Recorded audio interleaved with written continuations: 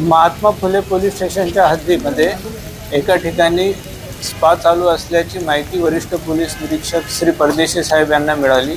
माहितीची शहानिशा करण्यासाठी त्यांनी त्यांच्या अखत्यारीतील अधिकारी आणि कर्मचाऱ्यांना वर्कआउट करण्याच्या सूचना दिल्या आणि ते काम करीत असताना त्यांना एका ठिकाणी अशा स्वरूपाचा अवैध स्पा चालू असल्याचे निदर्शनास आल्याने त्यांनी रीतसर पंचनामा करून ह्या सर्व लोकांवर कारवाई केलेली आहे।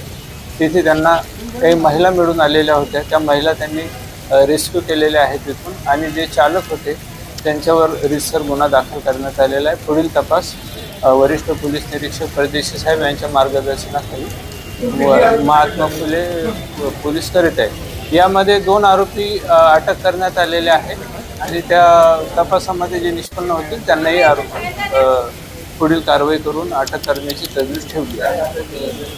पीटा ॲक्टनुसार गुन्हा दाखल केलेला आहे, गंभीर स्वरूपाचा गुन्हा आहे। अल्पवयीन मुली नाही मिळून आलेल्या आहेत, त्याच्यात मेजरच आहे।